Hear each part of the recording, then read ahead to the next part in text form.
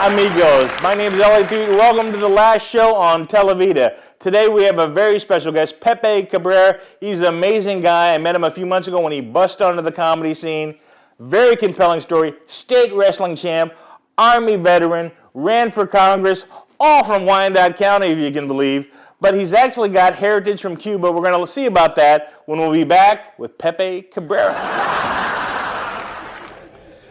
So my name is Jose Esteban Martin Cabrera Suarez, but I go by Pepe, okay?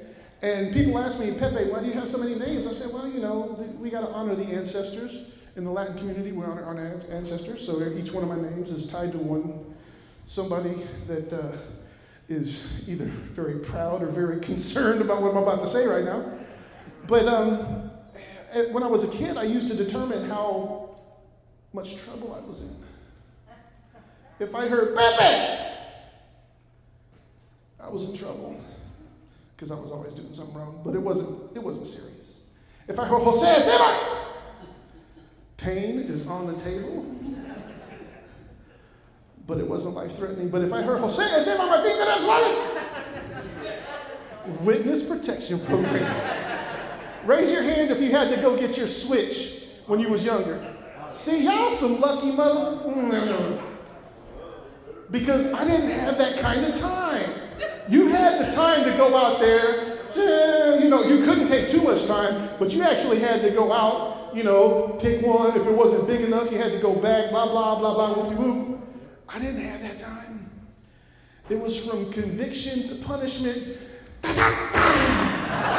Welcome to the last show. Thank you very much. You know, it is so neat. When I first met you, you were asking a question when I was doing a little form. But tell me, first of all, let's go back to the beginning because you have a very compelling story. Your parents are from Cuba. Yes. So how do you end up going from Cuba to Wyandotte County? There's no direct flights. No, there are no. That's a good story. Well, I don't know if you know this or not, but North Kansas City has a very large I did not know that. The Cuban population. I mean, it's dwindled, but now it's growing, of course, you know, because the kids of that particular generation are picking it back up. So there is a large Cuban community here.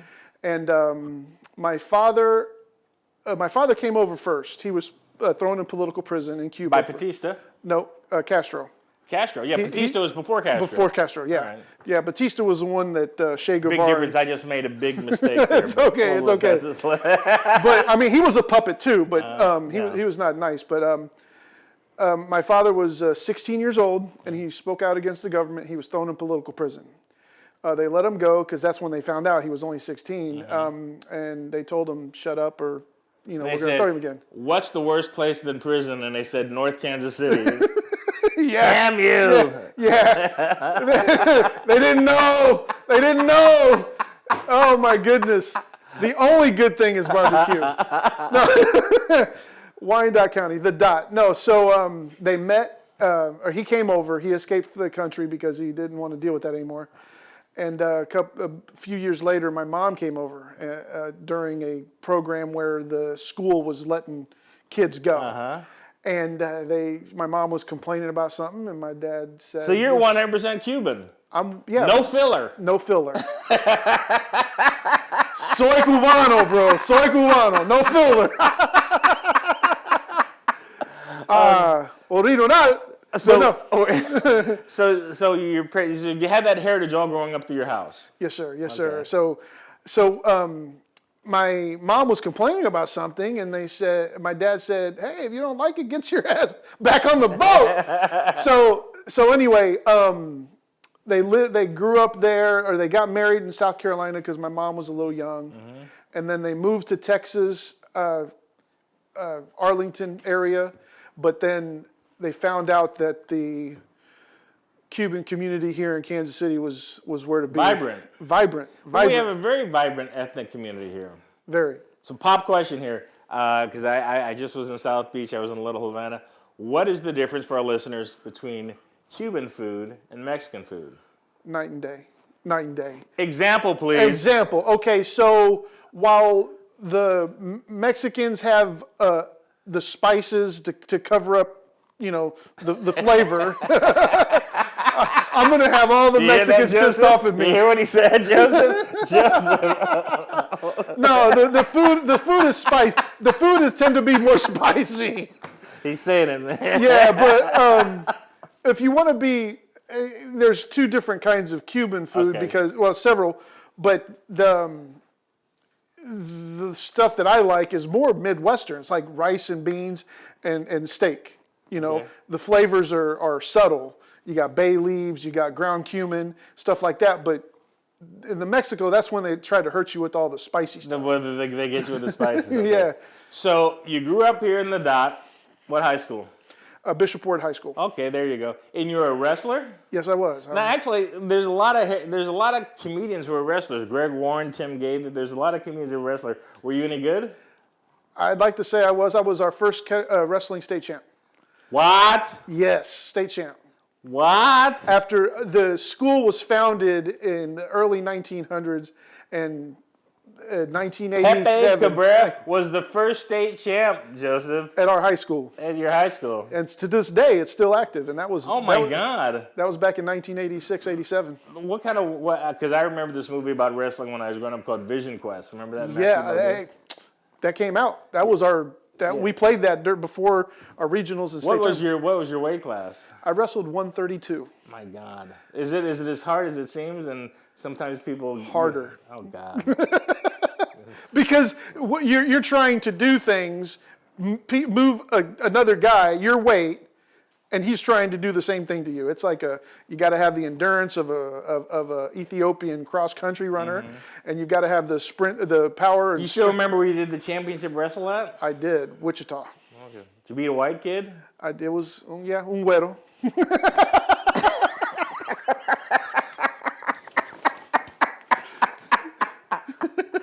See, the great thing about being a minority is you know who to root for in game shows, sporting events. See, the Price is Right. I'm rooting for the Spanish guy. I don't care about anything else. The complexion. The darker they are, the more I root for them. So you root for me more in the summer. Yeah. Exactly. Ay, So mira. goes from state wrestling champion in Kansas, the record to this date, to Army. Well, I went to college for a couple of years, and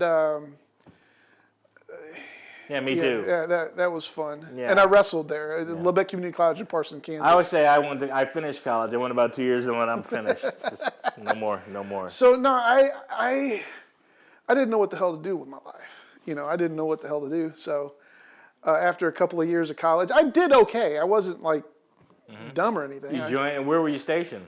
Well, I first joined the Air Force before I did a branch transfer. Did basic training down in San Antonio. And then my first duty station was down by my people, mi gente, in Miami, Okay. Homestead Air Force Base. Oh my gosh! So yeah. So then you go there. So we're trying to build up the story of how it gets to comedy because comedy is about life experiences. You have a ton of life experiences. I do. You talk a lot about it in your act too. And yeah, everywhere I go, everything I did, I was the guy in the room that always tried to break the monotony. That's it. How long were you in the service for? 21 years in one day. What? So you weren't just a 2 year and out guy. You were in a 4 year and out No, guy. I wasn't a 4 year and out guy. I was in for the long. What did you what? What did you leave as? I retired as a captain A captain? in the Army. 03. Oh my gosh! I got up to E6 in the enlisted ranks, Yeah. and then I did a officer candidate school and became an officer. Oh my God! I'm so much more impressed with you, Pep. Oh my God! Captain Cabrera, CC. CC. So you went from that and El Capitan. yeah. So you were all over the world then. Yeah, I was stationed over at Schusterberger Base, the Netherlands. I also did some time in Germany. Bet you can't find Cuban food up there. No. Schnitzel, I can find Schnitzel. schnitzel. But Captain Cabrera, Joseph. This is the captain here. Military captain. We salute you, Captain. Thank you. First of all, thank you for your service. It was Veterans Day 2 days ago, and I saw yep. that you posted your military picture. Blessed to see that. Thank you. So then he was in the military for 21 years. So now you get his history experience. We're going to play another clip from Pepe, and when we get back, we'll talk about him in the comedy. Next on The Last Show. I'm going to teach you Spanish. This is the last thing I'm going to do. I'm going to teach you some Spanish, but in 3 syllables, okay? And I want you. It's going to be some very, very easy to do things, okay? I'm not going to take off all my clothes. Don't worry. My OnlyFans website's not kicking off, so. Okay? I want you to see what that is. That's a pen. So go ahead and say pen. Pen. Okay. The middle one right here, just pronounce it de. De. And the last one is your mom. It's a ho. Ho. Go ahead and say it all together. Pendejo. It's a term of endearment in Spanish. He says no, it ain't. So now we jumped in. We just saw another clip from the First Amendment brouhaha. Very funny stuff, by the way. First time I met you. So why comedy? Well, what's because you? I noticed that you're running the open mic. What is it you're running on Tuesday night brouhaha? Tuesday night, I'm running the open mic. And just this past week, I've broadened it outside of comedy. We do comedy. We had a musician. Word? And we're gonna do spoken word as well. Okay. So prose, poetry, slam poetry. So when did you bust your cherry on comedy? How long ago? This was back in July. You've only been doing it since July? July, yes, sir. Boy, you really just kind of But yeah, hot knife through buttered all this because everybody knows you are. This is quick. You didn't waste any time. well, because I got advice from one of the guys. He said, if you want to do this seriously, you're going to have to put in the time and grind. So Which is nothing for a military person, by the way. No, nothing. no, zero. They say time and grind is like, please, please. You all right? Yeah, hold my beer. Yeah. No issue. So for probably 3 months, 3 solid months, I was on stage no less than 5 times a week. That's unbelievable. And that's in Kansas City, too. That's not in New York where you can go on stage 3 or 4 times a night. There's a whole comedy community of one-nighters and everything like that, which I've kind of, been through a little bit, not as much as I used to, obviously. But so that's how you got to know everybody. How is the Kansas City comedy community? Are they nice? Or give me your opinion. Man, everywhere you go, you're going to have jerks, nice people. Jerks, nice people. By and large, you are, if it's like a force multiplier. If you're a jerk, you're going to find the jerks. If you're a nice guy, you're going to find the nice guys. Well, I like to think I was nice when I met you, right? I hope so. That's how I met you. I always try to be nice. The great thing about, it's so weird sometimes because when I go do an open mic in other cities and everything like that, I don't say that I won an Emmy or nominated for a Grammy. I don't ever mention anything. And it's amazing. It's a tell when you're in that little open mic room who's nice to you and who isn't, right? Then I'll go up on stage, do relatively well, and that time they've Googled me, and then they come back and they're real nice. It's like, no, you showed me. Like Maya Angelou says, you showed me who you were the first time. Yeah, exactly. 100%. And that's what pisses me off. It's like the people who treat you a certain way based on what you could possibly do for them. Yeah, well, they're more insecure too, yeah. For me, I'm always like, I never want to, I'm Roman Catholic, man. I'm a retired combat veteran. I like to sleep that's at right. night. You were in Iraq. Yeah, oh yeah. my God. Yeah. So why I say that is because not only being Roman Catholic, where Catholic guilt is huge, and being a combat veteran, I love my sleep. And even if I accidentally do something to put somebody in harm's way or make somebody feel bad or whatever, that weighs on me heavy. Guilt weighs on me. And I try to treat people like everybody's the main character of their own story. Correct. So why not treat them as such? I agree completely. And you've always been awesome. Oh, I don't know about that. Well, no, seriously though, because you don't act like a gatekeeper. No. And there's some people that act like gatekeepers, like they have to touch it or they have to be the one to give it the blessing. And to me, well, I saw a saying. I don't know, it was on TikTok or something on social media, but if you're a singer or a musician, you'll never complain about somebody trying to do it. It's only the people that are outside the genre what you're doing it. Because I always want to see people, and to be honest, it's seeing you and seeing all the other open micers. I'm like a vampire. I feed off that energy, and it makes me want to go back because in the places where I do, I go back and I see all these comics just dying to get there, and I have clubs that call me up and say, "El, you want to work here? You want there?" And it's like, eh.